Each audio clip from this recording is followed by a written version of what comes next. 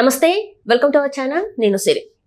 సభలకు హాజరు కాకుండా జగన్మోహన్ రెడ్డి గారు అయితే పులివెందులకి పయనమయ్యారు. దీంతో మరి స్పీకర్ గారిని అవమానించినట్టే అనుకోవచ్చా ఏంటి? సో ఈ అంశాన్ని మనకి వివరించడానికి మనతో పాటు ఉన్నారు ప్రముఖ సీనియర్ జర్నలిస్ట్ జగదేవ్ గారు. నమస్కారం సార్. నమస్తే సార్, ఇప్పుడు చూస్తున్నట్టయితే మరి సభలకి హాజరు అవ్వకుండా మాజీ ముఖ్యమంత్రి అంటే ఇప్పుడు జగన్మోహన్ రెడ్డి గారు గతంలో ఎలా చేశారో మనం చూసాం. ఇప్పుడు చూస్తున్నట్టయితే ఆ సభలకి హాజరు అవ్వకుండా స్పీకర్ గారిని అవమానించినట్టే అనుకోవచ్చు. మరి మనం అవమానించినట్టే అంటే పత్రికలు అయితే అట్లాగే ఘోషిస్తున్నాయి. ఎందుకంటే నిన్న జగన్మోహన్ రెడ్డి గారి ప్రమాణ స్వీకారం ఆద్యంతం కొంత ఆసక్తి కనబరిచేలా చేసింది. ఆసక్తి అంటే ఏ విధమైన ఆసక్తి అంటే సింహము సింగిల్గా వస్తుంది, అన్న వస్తే ప్రభంజనం అన్నట్టుగా. యాక్చువల్గా ఆయనకన్నా ఆయన పక్కన ఉన్న అనుచరులు తోటి మంత్రులు ఎక్కువగా హడావిడి చేసిన నేపథ్యంలో నిన్న ఆయన మందడం నుంచి ముందు నుంచి రాకుండా వెనక ద్వారం నుంచి రావడము, ఆ వచ్చేటప్పుడు కూడా అందరూ జగన్మామయ్య హేళన చేస్తున్నట్టుగా వెంటపడ్డము, తర్వాత సభలోకి వచ్చినప్పుడు కూడా వెనక వరుసలో ఎవరైతే వైసీపీ నాయకులు గెలిచిన వాళ్ళు ఉన్నారో ఈ 11 మంది, వాళ్ళు కొంతమంది కూర్చుంటే వాళ్ళ పక్కన వీళ్ళు కూర్చోవడము, అది కూడా వరుసపురం ప్రకారం ఆయన పేరు పిలవాల్సి వచ్చినప్పుడు కూడా ముందు రిక్వెస్ట్ పెట్టుకున్నారట, నాకు అంత టైం లేదు, సంథింగ్ నేను వెళ్ళాలి అని. బట్ స్పీకర్ గారు రేపటి నుంచి స్పీకర్ గారు ఛార్జ్ తీసుకుంటారు, దానితో మీరు సభలకు హాజరవ్వాలని చెప్పినా కూడా ఎందుకో సుముఖత వ్యక్తం చేయలేదు. తర్వాత మంత్రులు తర్వాత ఆర్డర్ ప్రకారం పిలవాల్సి వచ్చిన నేపథ్యంలో కూడా సరే మాజీ ముఖ్యమంత్రిగా మంత్రులు ప్రమాణ స్వీకారం చేశాక ఆయనకు పిలిచేనట్టుగా కూడా చెప్తున్నారు. సో ఆ ప్రమాణ స్వీకారం అప్పుడు కూడా చాలా ఎందుకో ఒక దీనంగా కనిపించారు. సరే గెలిపోవటంలో సహజం, బట్ దాన్ని అతను మరి ఎంతవరకు మనసుకు తీసుకున్నారనేది తెలియదు, కానీ చాలా దీనంగా సరేలే ఏదోలే అన్నట్టుగా వచ్చి ఇష్టం లేక వచ్చినట్టుగా వచ్చి ప్రమాణ స్వీకారం చేసినప్పుడు కూడా తడబడినట్టుగా కూడా వీడియో కూడా చూసాం. వైఎస్ జగన్మోహన్ అనే నేను అంటూనే మళ్ళీ వైఎస్ జగన్మోహన్ రెడ్డి మళ్ళీ రెండోసారి ఉచ్చరించారు. ఆ తర్వాత ఒక 2-3 అభివాదం చేస్తూ స్పీకర్ గారు ప్రొటెం స్పీకర్గా ఉన్న బుచ్చే చౌదరి గారిని పలకరించి వెళ్ళిపోయారు. ఆ తర్వాత మళ్ళీ డిప్యూటీ స్పీకర్ గారు ఛాంబర్లో కాసేపు కూర్చొని సభ పూర్తిగా అయ్యి డిస్పర్స్ అయ్యే వరకు కూడా ఉండలేదు, వెళ్ళిపోయారంట. వెళ్ళిపోవడంతోనే అతను బహుశా ఇవాళ పులివెందులు వెళ్ళిపోతున్నట్టుగా కూడా వార్తలు వస్తున్నాయి. అయితే ఇప్పుడు దీన్ని ఈ మొత్తం ప్రక్రియని ఎలా చూడాలి అంటే, స్పీకర్గా అయ్యన్న పాత్రుడు గారి పేరు ఖరారు చేశారు. సో రేపొద్దు స్పీకర్గా అయ్యన్న పాత్రుడు గారు ఉంటే ఆయన్ని అధ్యక్ష అని చెప్పి సభని మరల కొత్త సభ ఏర్పడింది కాబట్టి ఈ కొత్త సభను గౌరవిస్తూ, కొత్త సభని కీర్తిస్తూ, లేదా కొత్త సభ గురించి ప్రస్తావన తీసుకొస్తూ అధ్యక్షుల ముందు ఒక రకమైన కృతజ్ఞతాభావంతో మాట్లాడాలి. సో అట్లాంటి మాట్లాడినప్పుడు అయ్యన్న పాత్రుడు గారు మొన్న ఒక వ్యాఖ్యలు చేశారు. ఏంటంటే జగన్ ఓడిపోయాడు కానీ చావలేదు కదా అన్నారు. దాన్ని అంటే గతంలో ఆ వ్యాఖ్యలు తప్పే, నేను కాదనట్లేదు, కానీ గతంలో అంతకన్నా భయంకరమైన వ్యాఖ్యలు చూశాం కదా.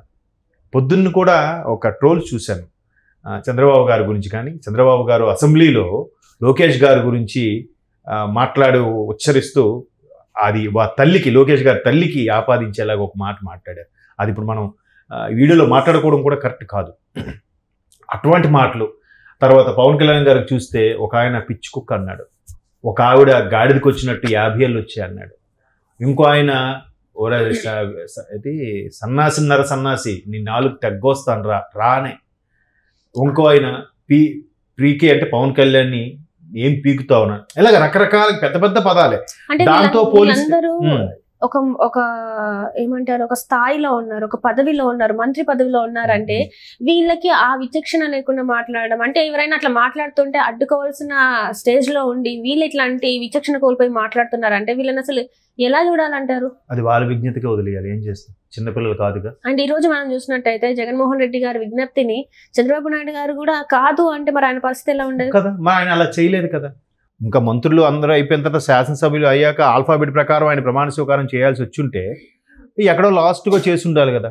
బట్ ఆయన అలా చేయలేదు. ఇంకోటి, ఒకవేళ అయ్యన్న పాత్రుడు గారు జగన్ ఓడిపోయాడు కానీ చావలేదు కదా అన్నమాట అన్నారు, ఓకే.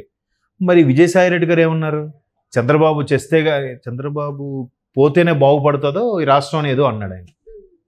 మరి అది అంత పెద్ద మాట. అంత మాత్రాన చంద్రబాబు నాయుడు గారు పౌరుషం పడిపోయి వెంటనే విజయసాయి రెడ్డి మీద కేసులు వేసేసి లేదంటే నేను సభకు హాజరవను, వాడిని ముందు అరెస్ట్ చేస్తాగా నేను సభకు హాజరవను అని అనలేదుగా.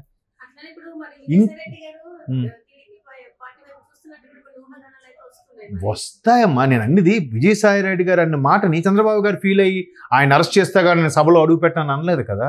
అది ఆయన విజ్ఞతకి వదిలేశాడు. ఇప్పుడు అలాంటి మాటలతో పోలిస్తే అయ్యన పాత్రుడు గారి మాట పెద్ద మాట ఏం కాదే. ఓడిపోయాడు కానీ చావలేదని అన్నాడు ఆయన, అంతే అంతే. అది ఇలాంటి మాటలు చాలా వింటున్న కొద్దీ పెద్ద మాట కాదు.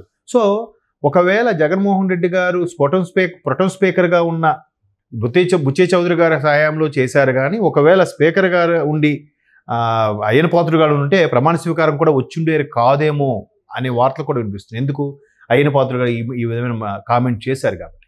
అయ్యన పాత్రుడు గారు కూడా గత సభల్లో కూడా చాలా గట్టిగా ధీటుగానే జవాబు ఇచ్చారు. మేబీ ఇప్పుడు మరి వీళ్ళన్న మాటలతో పోలిస్తే అది పెద్ద దాన్ని తీసుకోవాల్సిన అవసరం ఉంది. కాకపోతే వాటిని అడ్డు పెట్టుకొని వీళ్ళకి పులివెందులు వెళ్ళిపోతున్నాను, ప్రజల్లోకి వెళ్ళిపోతున్నాను చెప్తున్నారు, కానీ అది కాదు అక్కడ విషయం.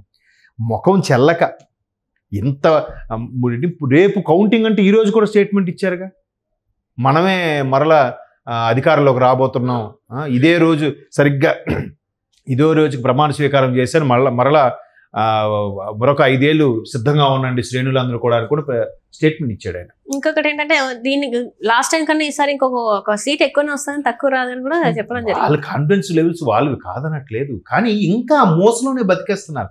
ఆ మోసలో బతికేయడం వల్ల వచ్చింది సమస్య. ఇప్పుడు ఆ మోసలో బతకడం వల్లే స్పీకర్ వస్తే ఏమైంది, స్పీకర్ అన్నారు. అలాగే చంద్రబాబు నాయుడు చాలా మాట్లాడినారు, చంద్రబాబు భార్యని చాలా మాట్లాడినారు, కొడుకుని చాలా మాట్లాడినారు. ఎక్కడ కూడా ఎవరికి కూడా ఏజ్ పరంగా కూడా వాళ్ళకి రెస్పెక్ట్ లేదు. ఎంత జరిగిన కొడాల నాన్నగారు కూడా మొన్న ఏం మాట్లాడుతున్నారు, ఆడు ఈడని మాట్లాడుతున్నాడు చంద్రబాబు నాయుడుకి. ఇదే మర్యాద అంటారు. మరి అది చెప్తున్నాను కదమ్మా, ఇట్లాంటి వాటితో పోల్చితే, ఇటువంటి ఉచ్చారణలు ఇటువంటి పదజాలాలతో పోల్చితే ఇప్పుడు అయ్యన పాత్రుడు గారు అనేది పెద్ద మాటే కాదు. దాన్ని ఎందుకు సాగ్గా చూపించి పులివెందుల సభకు రాకుండా వెళ్ళిపోతున్నట్టే ఒక విధంగా స్పీకర్ని అవమానపరిచినట్టే, స్పీకర్ని వెనకపెట్టి వెళ్ళిపోతున్నట్టే కదా. స్పీకర్ ఎవరు? సభాధ్యక్షుడు. చాలా పవర్స్ ఉంటాయి ఆయనకి, రాజ్యాంగం ఇచ్చింది ఆయనకి. సభానాయకుడు ముఖ్యమంత్రి కానీ సభాధ్యక్షుడు స్పీకర్. సభానాయకుడు ముఖ్యమంత్రి కూడా ఆయనకి రెస్పెక్ట్ ఇచ్చి మాట్లాడాల్సిందే. స్పీకర్ వచ్చినప్పుడు అందరూ లేచి నిలబడాల్సిందే.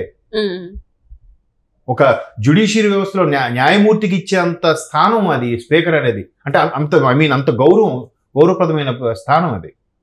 అటువంటి స్పీకర్కి ఒక్కరోజు సభకి అటెండ్ అయిన తర్వాత వెళ్ళిపోవచ్చు కదా. గౌరవ వందనం అన్ని చేసిన తర్వాత అందరూ శుభాకాంక్షలు చెప్పి వెళ్ళిపోతే అయిపోయింది కదా. ఇంకా ఎందుకు పర్సనల్గా తీసుకోవడం? ఇప్పుడు ఈయన ఇట్లాంటివి ఎన్నో చేశారు. గతంలో కూడా 2014లో అమరావతి ఓపెన్ చేసినప్పుడు కూడా ఈయన పిలిచారు. పిలిస్తే వెళ్ళలే. ఏం చేయాలి? నిజమైన సరైన రాజకీయ నాయకుడు అయితే వెళ్ళాలి. వెళ్ళి జగన్మోహన్ రెడ్డి వెళ్ళి సరిగ్గా వెళ్ళాను కానీ ఏర్పాట్లు బాగాలేవు, సరిగ్గా పద్ధతులు బాగాలేవు అని కొంచెం విమర్శించాలి. వెళ్ళాలి, గౌరవం పొందాలి, వచ్చిన తర్వాత విమర్శలు చేయాలి. అది రాజకీయం. గవర్నమెంట్ వచ్చింది కాబట్టి నేను వెళ్ళను, మొహం చాటేస్తాను, అలుగుతాను అంటే నేను చిన్న పిల్లలా మీరు ఇంకా కాదు కదా.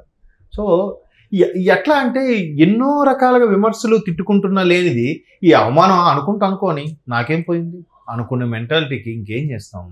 అటువంటి వాళ్ళు రాజకీయాల్లో ఎన్నాళ్ళు మనగలుగుతారనేది చెప్పలేం. 50 రోజులు ఎటు దారి తీస్తుందో.